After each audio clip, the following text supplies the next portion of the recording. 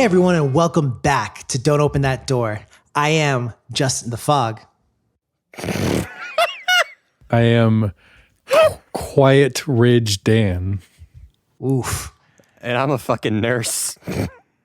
Oh. Well, these things may seem unrelated, but they are not. Because today we're going to be covering the 2006 adaptation of Silent Hill the game. Yup, the same one directed by Christophe Gans. We've got Radha Mitchell as Rose, Jodelle Ferland as Alessa / Sharon / evil Alessa.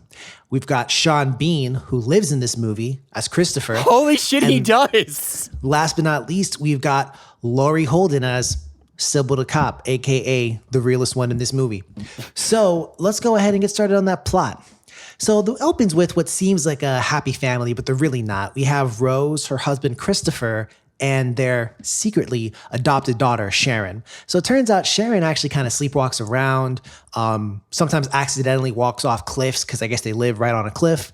And she wants to go to this place in West Virginia. First person I've heard that, wants to go there aside from Charlestown races and slots. But no, she wants to go to Silent Hill. Now, Dan, it's pretty interesting how this works, right? Because the daughter's like, I got to go to Silent Hill. And, the parents are talking about it logically, like, I don't know, what should we do? Let's evaluate our options. Maybe fucking not. How about that? What does Rose decide to do, Dan? So she basically kidnaps her daughter, her adopted daughter, and decides to drive on down to Silent Hill, West Virginia, which is a ghost town and was like destroyed in a fire 3 decades ago. And you can't actually get there because it's chained off. So she decides to kidnap her daughter, drive there.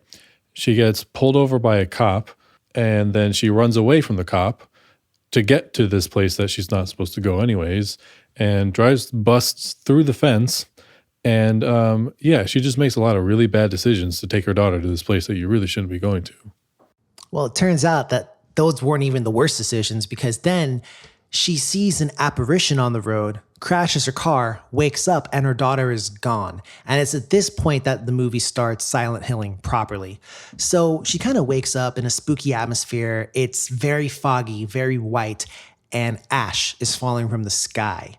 So, Nico, is she in the actual Silent Hill? Where's she at? So yes and no. So the ash is reminiscent both of the sort of, I guess you could say the entropy in the area, but also reminiscent of the fact that there was the coal fire that's burning underground and still burning all these decades later. But the thing with Silent Hill, if you haven't played the games, which you totally should, is that there is what's called the other world. The other world is a manifestation of different things at different times in the games, but in the movie, it is sort of the way that the darkness sort of reveals itself and the danger comes out to play. We've got some, like, where normally it is definitely a grim atmosphere and, like cloudy and moody and just gray. That's still, like, you could consider that kind of safe-ish, and there are some monsters and shit, but like there are times when suddenly the world turns to the color of rust and blood and sirens go off, and it's a grand old time. True enough, but that's also kind of like an alternate reality almost, right? Because Christopher himself, he goes to Silent Hill, and the Silent Hill he sees is completely different, right? Oh yeah. It's just the remnants of the town. Yeah. It's just some old, like, podunk place in middle of nowhere, West Virginia, and there isn't really too much to see. True enough. So the kind of overarching backstory to this movie is there was a girl called Alessa who, due to her mother not disclosing who her father was, everyone kind of branded her a witch. They even tried to like burn her alive because there's some people there who are kind of this cult. They describe them as witch hunters. They're just ultra puritanical people. Now, unfortunately for them, she actually comes into some witch-like powers, or maybe she had them from the jump. It's not really, really succinctly stated. But unfortunately for them, she does manifest her hatred and her despair. And that same hatred and despair basically traps these people in a sort of infinite loop for 30 years where the darkness will continue to haunt them as long as they continue to lie to themselves. So there's this alternate reality taking place where these people are ostensibly being tortured, right, Nico? Oh, yeah. They're being tortured by their own design. They just don't realize it, but they are absolutely being tortured. They have to take refuge in a church in order to just live. Like, it's a kind of an environment where just being outside, you could get ripped to pieces.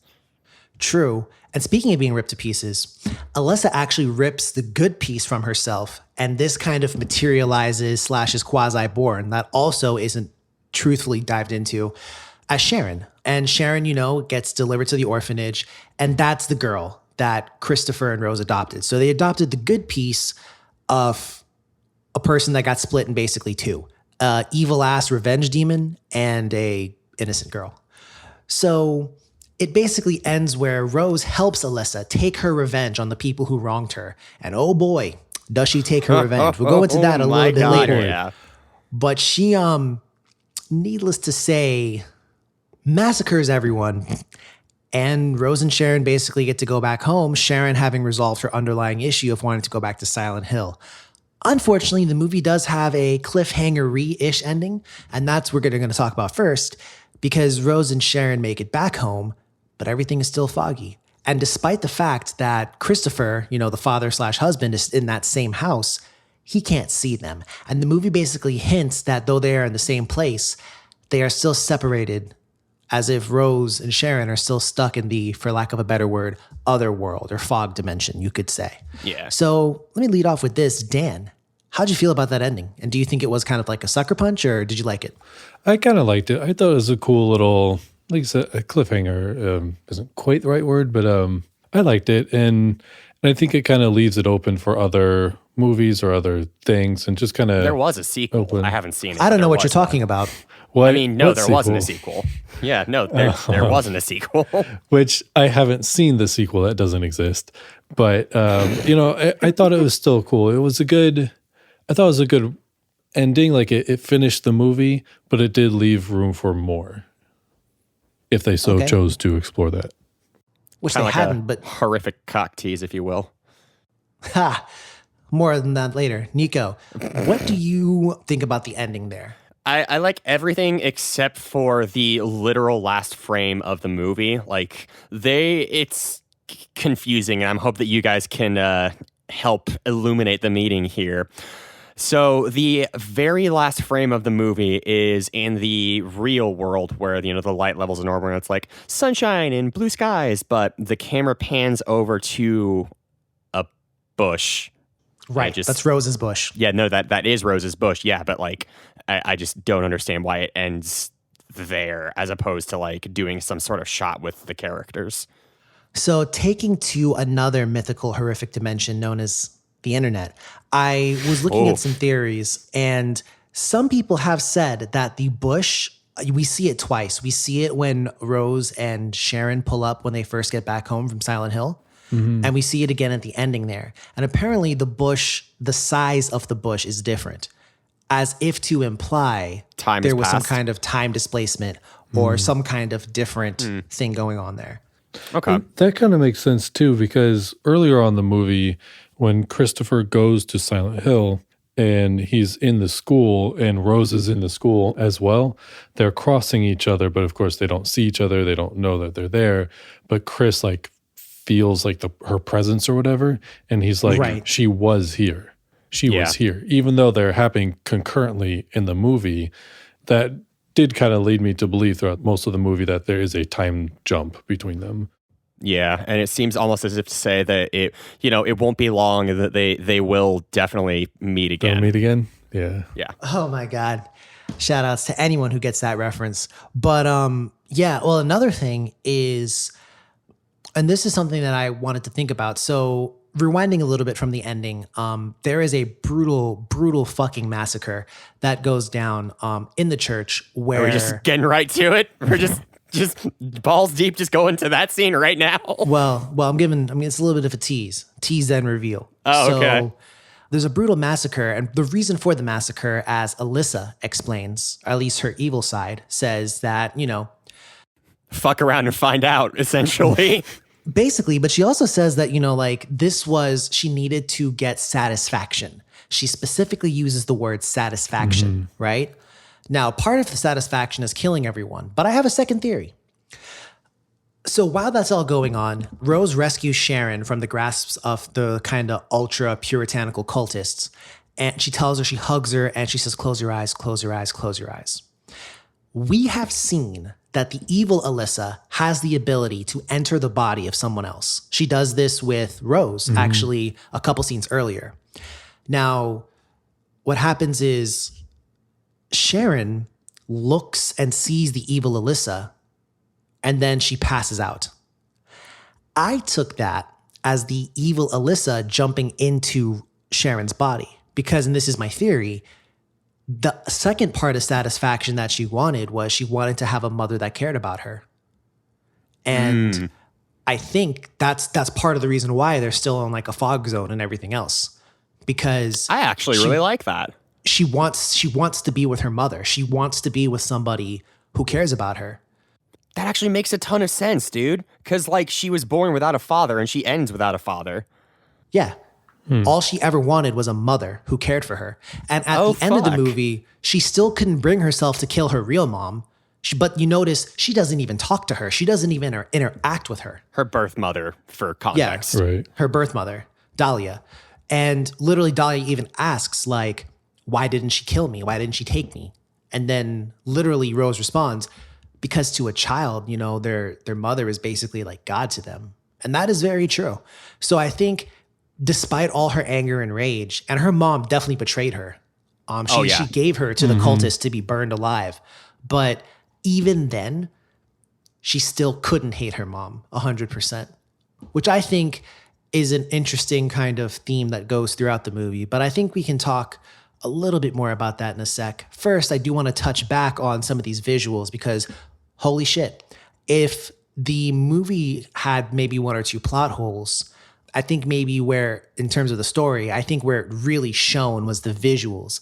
I mean, Dan, lay it on me. What do you think of how good these visuals were? So I thought they were really good. I loved like the set design and like all the dilapidated town and everything. Yes. And they had some really cool shots. There was one where near the end-ish when after Alessa like spills out of her and she kind of like wakes back up after being stabbed and she like stands up and the shot is like her back to the camera and in the background is the religious like painting of them burning the witch.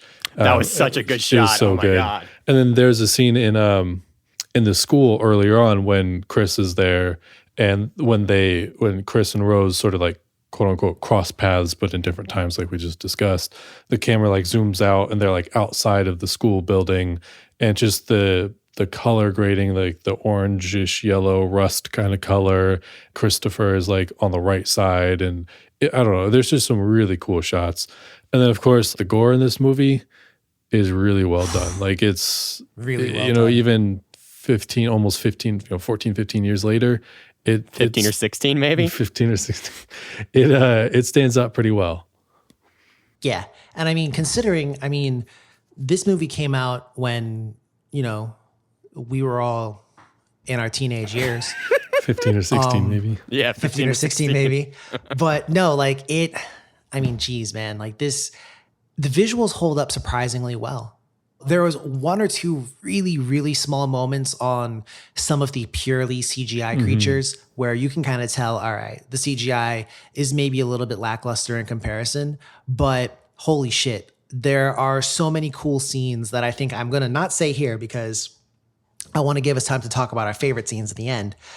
But it was really good, like really, really good in terms of visuals. And Nico already talked as well about the setting and the ash falling down. And my particular talk about camera shots, there was one shot where they are outside of a hotel and the camera is panned down from up on high. And I almost felt like that was like an ode to the fixed camera angles. It literally, yes, you, God damn it, Justin, you took my point. That literally is exactly what it was. Like, there were, the first 15 minutes, once Rose is actually in Silent Hill, is a direct homage to Silent Hill 1. She goes down, like, the exact the game for the audience. Yeah, the game. She goes down hallways that are structured the exact same way. The camera pans the exact same way and interacts with the, like, exact same, like, sort of demons. It's just so fucking cool. And that's interesting to note too, because I haven't actually played the games. I think I've like seen bits and pieces of them, but I haven't like actually played them. But one thing, this movie, I felt like I was watching a video game, especially during those scenes. Like, it felt like a video game to me, just with the like Pyramid Head running around and like all this kind of stuff. Of course, I know who Pyramid Head is, but just the way that it happened and everything, just, I don't know, it just felt like I was playing or watching a video game. So, speaking of an homage to the game, there are, let me see here, 1, 2, 3, 4, 5, 6, 7 songs at least that I see from the games. Yep, and I loved that. Like, what did you think about the sound though, Dan? Because like, I obviously came in here with somewhat of a bias, and for me, it was definitely it was like coming home in the worst horrific way possible, but like, it was really good to hear all those like ambient sound effects that I was like growing up with on the PlayStation and stuff. But what did you think about it as someone who didn't play the games? I mean, I thought it was really cool, and you could tell that it's not like quite a normal movie score. Definitely. And I think, Justin, yeah, I think the only song or the only music that isn't from the games is Johnny Cash. There's a Johnny Cash song, Ring of Fire, I think, right? There's a second one. The Is ending. there? Oh. There's one ending credit song that also isn't from the games. Yeah. I didn't think about that one. But you're right. Yeah. Ring of Fire was the one that, for sure. Also, ironically, that was 15/16-year-old Justin's first interaction with Johnny Cash. Oh, yeah? From No this- kidding. I went home and looked up like that song. I was like, what is that song? And I went home and looked it up. That's cool. That actually is really cool. So yeah, I saw this in theaters, got someone to buy the tickets for me. Because I wasn't old enough to get rated R movie tickets back then. And then me Being and one of my 15 or friends went to 16, watch it. yeah. I did say it was also kind of interesting because in terms of the sound design, what did you guys think about, this is going to sound kind of weird. What did you think about the sound effects coming from some of the creatures? Specifically like the baby cries of some of those, I can only refer to them as like Inferno children. Like I fucking loved them. Yeah, personally. or the roaches, the sound of the roaches. I thought that was awesome. I also thought it was awesome, but like this is again coming from a definite bias. Like it was just like when I saw that, and when I saw the spitters, or I can't remember if they're called the spitters, but like the first monsters that like Sybil and Rose see, and the sound effects, the motions they make, everything was accurate and as terrifying as I remember. So like personally, I really liked it. I liked a lot of the sound design too. The only like negative on the audio side of things for me was occasionally like you could kind of tell they overdubbed the voices. They just didn't sit quite right. But aside from that, I mean, to me, that's a minor complaint. Like we said, the music, the sound design, everything else was awesome. So I did also want to say this as well. That's kind of indicative of the director, Christophe Gans. So basically, apparently this movie was released in 2006, but development began in the early 2000s. So Christophe tried to get the rights for the film for 5 years. And he basically actually sent a video interview to Konami explaining how important that game was to him. That's awesome. I love when there's a passion project like that. And because exactly. And because the game was important to him, I honestly think that really did reflect in the, in the thing itself. Absolutely. And I think we can actually talk about that right now. I mean, Nico, you're going to be the primary expert here, but from my limited playing of the games, I feel like while it may not have specifically stuck to any one storyline, I felt like it represented the spirit of the games quite well. Correct me if I'm wrong. Oh yes, absolutely, it did. Like the thing with the Silent Hill games, particularly the first three, which is what this really pays homage to, and more so 1 and 2, but that's another discussion that we can have. It really has to do with like Silent Hill, the town itself, being a manifestation of some kind of internal corruption within a person. And given that the way Silent Hill manifests in the movie as sort of the avatar of Alessa and Sharon's just turmoil and despair, I thought that was perfectly done. In particular, how it goes on to be the other world is just an ever-present fear and threat that you're never really safe from because it can occur at literally any time. One of the things that I love about the games and this movie is just that there's no real telegraphing, except for the fact that there is the sort of like the sirens that go off, but you never know when you're suddenly going to be stuck in tetanus land surrounded by demon babies and, you know, huge roaches and pyramid head and shit. And I just love that it kept you on edge with that. So I think it was very faithful in that regard. All right.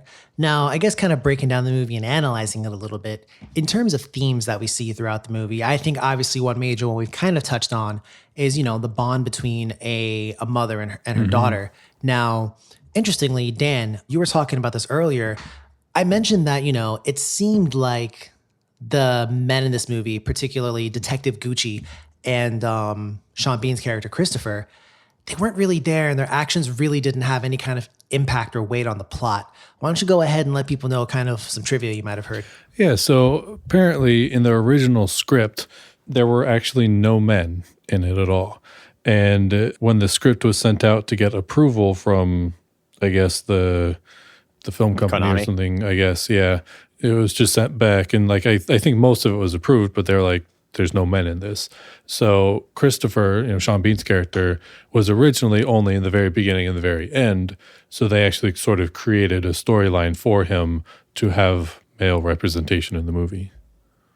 And I think that's actually pretty interesting because largely when I watched the movie, it's not like I missed the presence of a guy or anything like that. Like I thought the story was, for what it's worth, fairly engaging. And it wasn't, you know, I mean, you have some people trapped in what is essentially an apocalyptic demon-infested town. Like, Yeah. I wasn't over here really counting for equality. So, yeah, no, like that's an interesting thing. And I think, you know, I wonder if there's not something deeper that I didn't get from it. But Nico, what other themes do you think you saw maybe?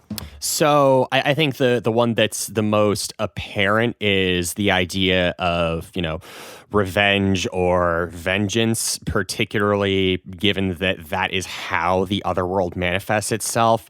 Right. When we see the scene in the like last half hour of the movie where follow me here for a second, because even in the like pre-production talking about this with Dan and Justin, it is a little bit confusing. Alessa was burned, and then the dark side of her manifested out of her in the burn ward and offered to get revenge. And that is what led to the corruption of the town and the deaths and the horrors and all the terrors that are going on.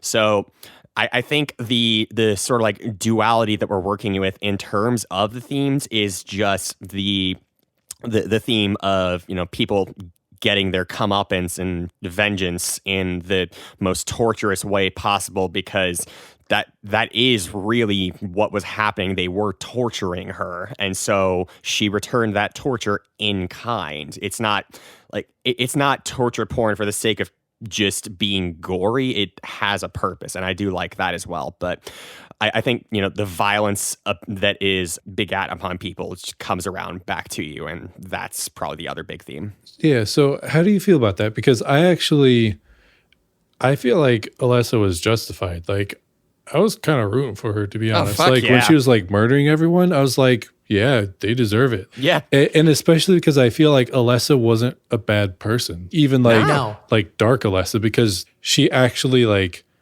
was like, hey, I want the good part of me.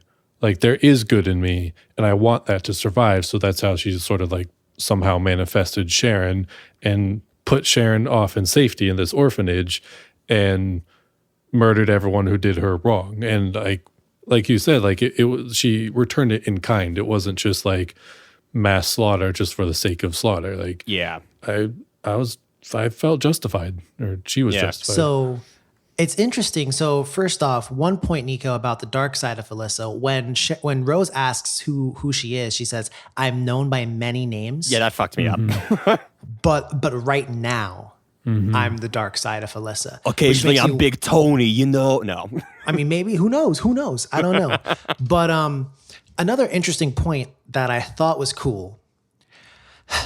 It is implied that Detective Gucci goes to Silent Hill, not frequently, but he is comfortable with going to the town. I think so, yeah. He's the one who saved Alessa the first time. He saved her. She never hurts him or attempts to hurt him or tries to hurt him. He's seemingly like not impacted at all by any, even when Christopher went to the town, he felt like haunted and he felt like weird. Like the But he wasn't detective is harmed. seemingly, Christopher wasn't harmed either, but he was like influenced a little bit. I think that's probably because Rose was there. True. But I mean, like even more so than that, like Detective Gucci seems completely fine. Gucci as it is. But like he seems completely fine. And I think part of that is Alessa does recognize, because she even says there were good people who wanted to help. And she specifically like shows him as an example of someone she thinks is a good person. And Alessa also goes out of her way, not just to not hurt the people she views as good. She actually goes out of her way to save the people she thinks are good people. Because she actually saves, now she doesn't get there in time to save poor Sybil, R.I.P. Sybil, got a brutal last death. God, But, yeah. So for anyone who hasn't seen the movie, Sybil basically helps Rose get down to meet Alessa, and in turn she is basically beat unconscious by crowbars and pipes and then burned alive. And you see the flesh like evaporate from her skin. It's fucking visceral. And I was literally going to say visceral. It is one of many scenes in this movie that are fucking visceral. Yeah, man. We'll get to that in a sec. But like, back to that, like Alessa, she also, like there's a random church member who tries to attack Rose. Alessa, she saves her and then she smiles. She basically smiles and winks at her. Because you forget she's still like a little girl. So she does have like that sense of humor still. That honestly makes me think that one of the things I love about this podcast is that in talking with you guys, I grow to like develop my thoughts more as we go. And I think one of the major themes that you don't really see explicitly, but is still ever present, is just the importance and value of kindness. And I think that's really something special. That's an interesting thing to say about this movie. Because Isn't it? I think you're right, but it's buried, and I don't think you would watching this movie with all the gore and everything, that wouldn't be a thing that jumps out. Yeah. On top of that, there's another example, not to go on a tangent here, but there's a member of the church that starts throwing rocks and stones at Alessa's mom. And she gets Oh my killed. God. She gets like gigantifucked, God. like holy shit. And that was actually my favorite scene, which I'm just gonna get to in just a sec. But like the mother doesn't control the darkness. That's Alessa. Yeah. So clearly Alessa doesn't want anyone to hurt her mom. Yeah. And they even say multiple times, the darkness never takes her, never hurts her, never wants anything to do with her. Yeah. And I also wonder if the darkness was ever actually going to hurt Rose. So Rose I is don't think largely uninjured throughout the whole movie. And Alessa even says, I was laying for you a path. So you could see what happened to me and you could find out what happened. And you're smart. Yeah, it was all just one really extended sort of allegory for how she was tortured by this cult. And I think Basically. that's actually kind of brilliant. It is. It is. It is. It is. So I guess moving on from that, let's go ahead and get into the what I've been waiting for, at least, favorite scenes. Dan, you go first. What was your favorite scene? There's a couple really brutal scenes in this movie. Why don't you go ahead, Dan? So I know you guys are going to take the brutal one, so I'll do something else. No. Go ahead. You get one. There's I'm enough brutal actually to go not. around. Oh, okay. You go okay. ahead. You go ahead. I was actually going to say, I really liked, this is going to be a little odd, but I really liked when Rose finally gets down to meet Alessa, like near the end-ish, and Alessa is explaining to Rose her story and her history and everything. I thought that was really cool. One, the visual switched over and it was like we were watching like an old time movie kind of thing. So I thought that part was cool. And also the fact that the whole movie, you know, you're running around in this like, or they're running around in this like hellscape and all this crazy shit is happening. And it doesn't totally make sense. It's not in a bad way, not like this movie is dumb kind of doesn't make sense, but you don't really know why there's hell here, and you don't know how all this happened. So then I can't remember exactly what Alessa says, but when Alessa starts explaining, she's like, okay, I'll tell you the truth now, or I'll explain everything now. Your reward is the truth. Yeah. Yes. And I was like, oh, that's really cool, because I had been kind of waiting for that. And I really liked how it was laid out, and it made me connect with the character Alessa. And as I explained before, like, I feel like Alessa was really justified. And like you said, when that one character was throwing rocks at Alessa's mom. I believe her name was Anna. Yeah. When she got her death, I was like, good. Like, you're throwing rocks at this woman. Like, good. Like, Ironically, she even gets warned earlier in the movie by Dahlia. She says, watch you who throws the first stone. Watch out. Oh my God. She literally tells her my that. fucking mind. Yeah. So that's why I really like that scene where Alessa kind of explains everything. But I think because it puts a good context on the whole movie, and it just allows me to connect with the character, and it puts a sort of a whole new meaning to the movie, I think. True. Nico, what was your favorite scene, sir? Okay, so mine is the very first time that Rose is introduced to the other world. This is where she is running after Alessa, who in visually is basically a twin of her daughter. So she thinks that Alessa is Sharon, but she goes into this school and suddenly everything starts warping. You know, the concrete around her starts peeling and curling, and just the visuals looked harrowing. They looked so terrifying. And then being surrounded by those creepy little inferno babies, and then going into the exact same shots that Silent Hill 1 had, I was just grinning ear to ear, man. True. My favorite scene, and I'm going to take the lowbrow route here. My favorite scene was the aforementioned scene where Anna is throwing stones at Dahlia. So what happens is this. The darkness, quote unquote, is coming. So there's a wave of evil creatures coming towards the church. And instead of running into the church, Anna picks up one last rock to pelt at Dahlia. That's her bad. So basically, Pyramid Head shows up behind her. In one fell move, he rips off her clothes. Then he grabs her by her like chest, the space in between. Sternum. Yeah, her sternum. I was gonna like vulgarly refer to it as like that spot in between like the female chest appendage, but like basically he grabs her, twists, and then rips her fucking skin off. Oh shit. Yeah. Yo, let me tell you, when I saw that when I was roughly in my middle teenage years, maybe 15 or 16, maybe 15 or 16, yeah, that fucked me up, dog. I went home that night and thought about that. Yeah. Like I was like, holy shit. Bro, that scene is like on par in that sense to me as a Ninja Scroll when the dude rips the arms off. Yeah. Like those two scenes, they're different scenes, definitely different contexts, but like the effect that you kind of described that it had on you, like when I was a kid and watched that Ninja Scroll scene, that made me rethink life. Like, can we also talk about the final like the scene where Alessa rises up from the That was crypt cool. and That was really just good. like, Yes. oh my God, that was so fucking No, cool. absolutely. So, and I did want to give shout outs to two more scenes that I definitely want to recognize the movie for. The first, there is a scene where Rose is trying to reach Alessa and she's in a hospital basement kind of thing. And there's some nurses. Now, these nurses are kind of ghoul zombie like, and they're attracted to light. And once Rose turns on her flashlight, they start moving towards her in a disjointed kind of way. It's really awesome. And then when she turns off the light, they kind of freeze and stop. And she tricks them actually into attacking each other, which is awesome. Yeah. That was a really Visually, good it's scene. stunning.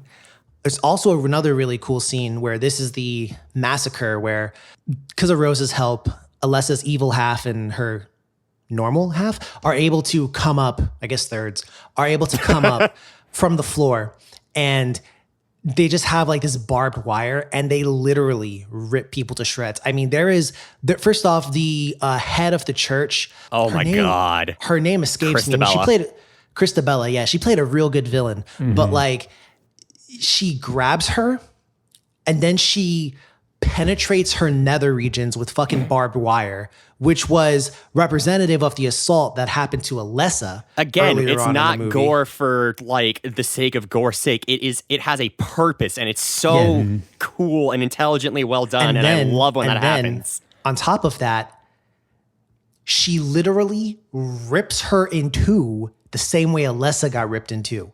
Except Alessa got ripped in two more metaphorically. Yeah. But she like actually ripped, what was her name? Christabella? Christabella, yeah. Yeah, like she rips her apart. There's a guy who tries to hurt Rose.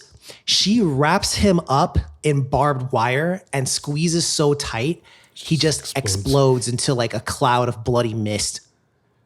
Like, what do you say? Like, that's creative. That's a creative ass death. Dear listeners, I don't think we can emphasize how fucking amazingly visceral and brutal this movie gets at times. I think this is probably the most violent movie we've seen. Would you guys say so?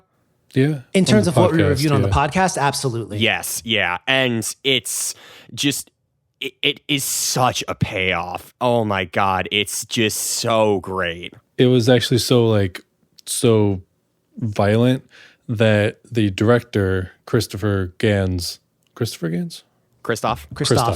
Christophe Gans actually apologized to the child actress, Jodelle. He apologized to her parents in case there was any mental trauma on the child. Good on him. Shit. That's some quality CYA there. Well, apparently, and that speaking of that, there is supposedly a Canadian uncut extended version of the movie. Oh wow. And it is apparently longer, more explicit, and more disturbing. And it's everything that was cut to prevent it from being NC-17. I would love to see that. I would want to see that as well, just to see what the fuck they cut out, because They don't leave much to the imagination, let me tell they you. sincerely don't.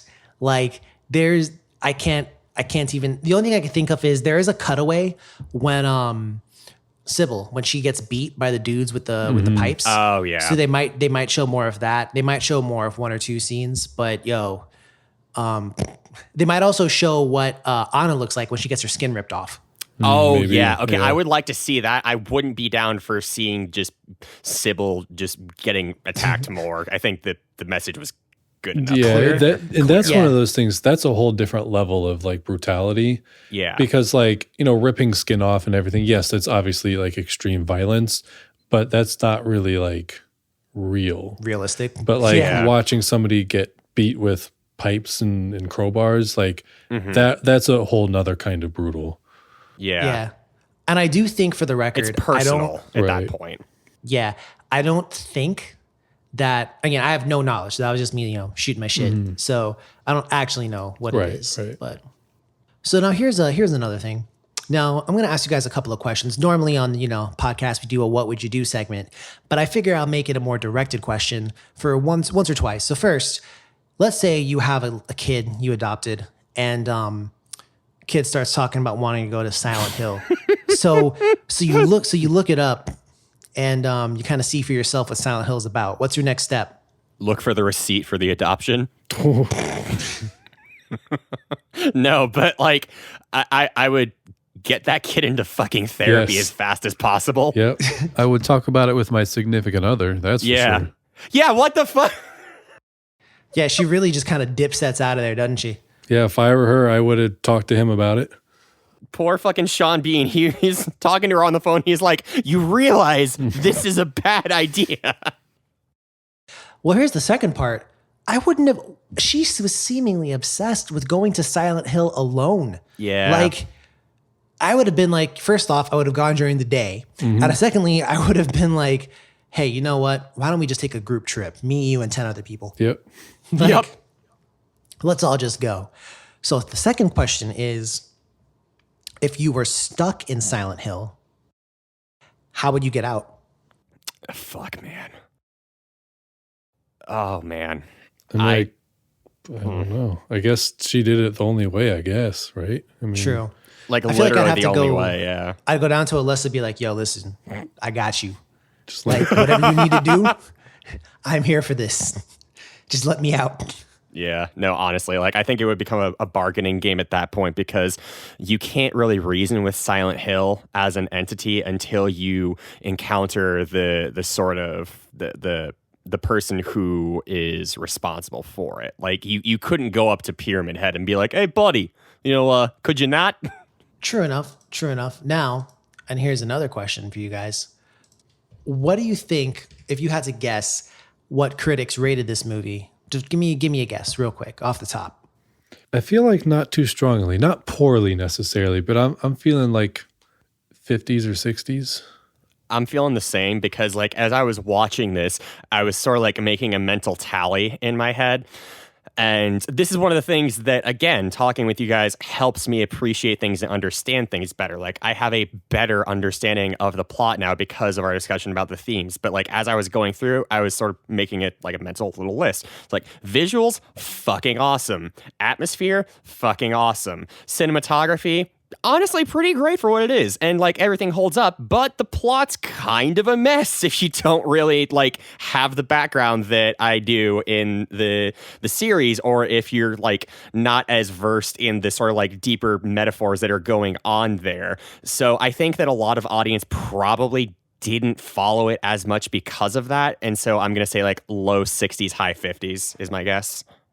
So I'm going to tell you, but real quick, there's a piece of trivia I just read that I have to say.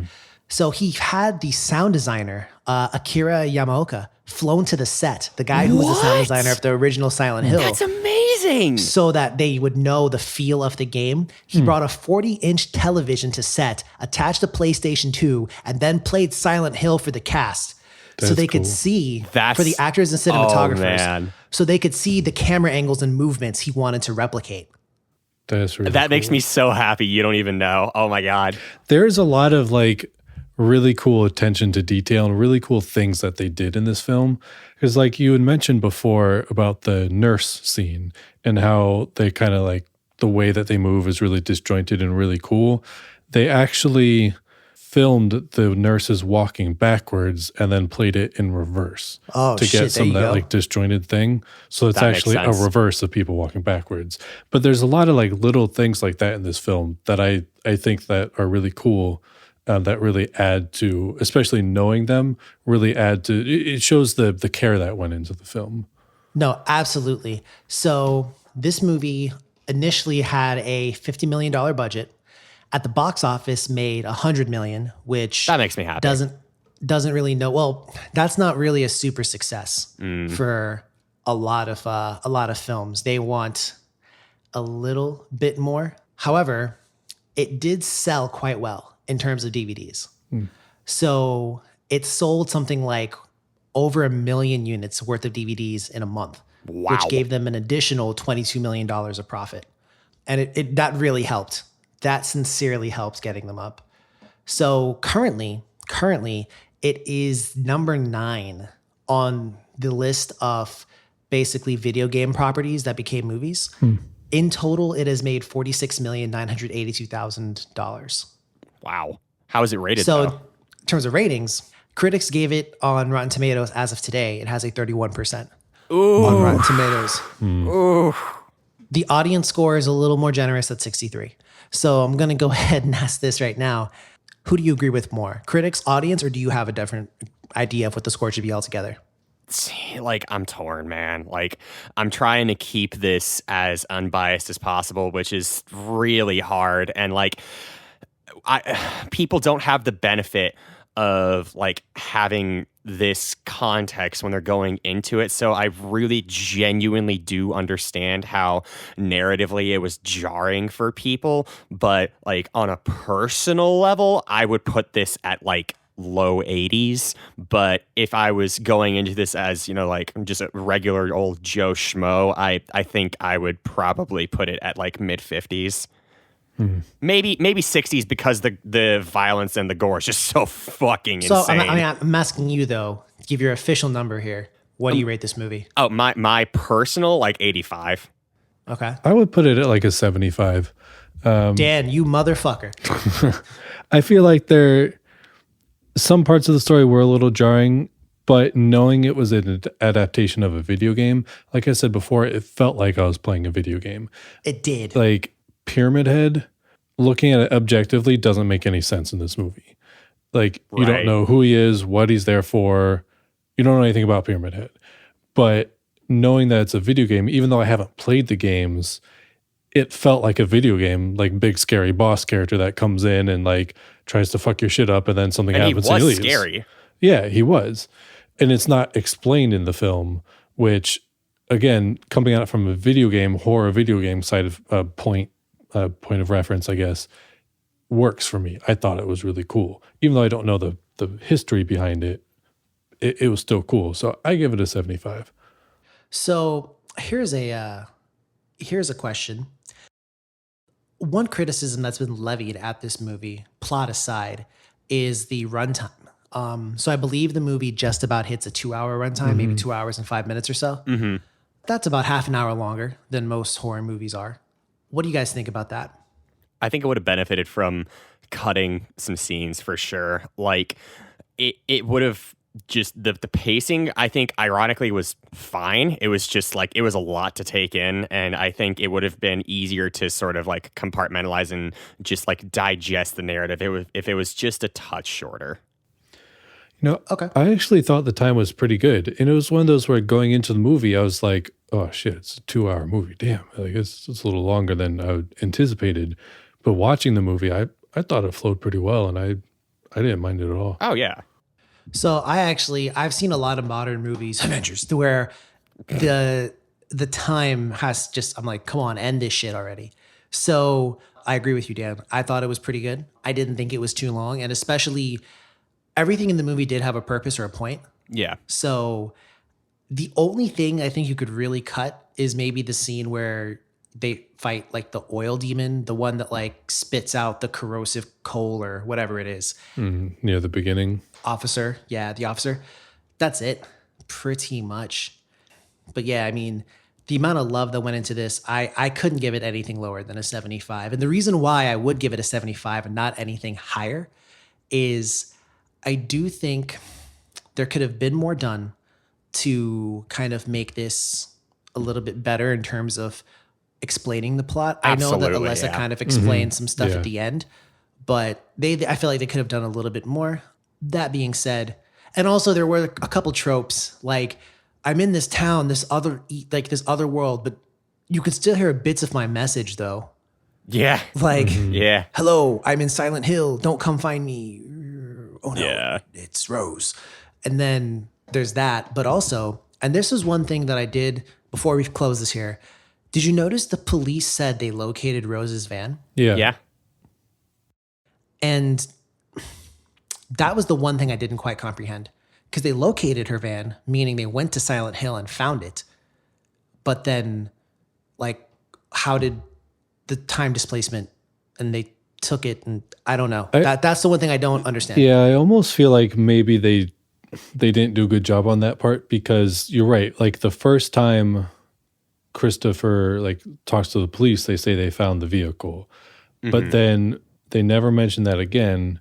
And they even like go into Silent Hill, but they don't ever show the vehicle. And I don't think Christopher ever saw the vehicle. Or I anything. think that was because of the scenes with the men were just kind of like tacked on. I feel like if we got the original cut, it probably would have been more cohesive. Maybe. I will say though, like the guy who directed this, I mean, I got to take my hat off if I was wearing one. Like this is one of the, I don't often give a director a ton of credit for a movie. Oftentimes I give the credit to like the actors, that kind of thing. But I will give the director credit. This was very clearly something he loved. I mean, who's going to get a PlayStation and play the game in front of people? Will just be like, we are going to do this. So, and that's why I rated know. it like slightly higher, just because I have so much love for the series too. Like I completely understand why you guys don't rate it as high as I do. I mean, I really liked it though. Yeah, for me, no, for this sure. is a movie I like. So, is this going to get a recommendation from us? Yeah, I think so. Oh yeah, no, definitely. Now, this is a tough question. Does this get the golden seal of approval? No. I don't think so. I don't think so either. Yeah. All right. So the pod has spoken. If you like Silent Hill, you should definitely watch this if you haven't already. All 1% of you, because I know Silent Hill supporters will support anything Silent Hill. Oh yeah. So yeah, anyone have any other closing thoughts before we get on out of here? No, not really. No. I just really want to go play Silent Hill now. True. Well, before you do that, let's remind the folks at home, if you like what you hear here, please go ahead and give us a follow. We're on Twitter at DOTD Horror. We're on Instagram under the same name. And you can also find us on Facebook. Don't open that door. Yeah, that's been it from your boys, Nico, Dan, and Jus. Please keep yourself safe. Try not to visit Silent Hill. And as always, ladies and gents, don't open that door. Have a great night.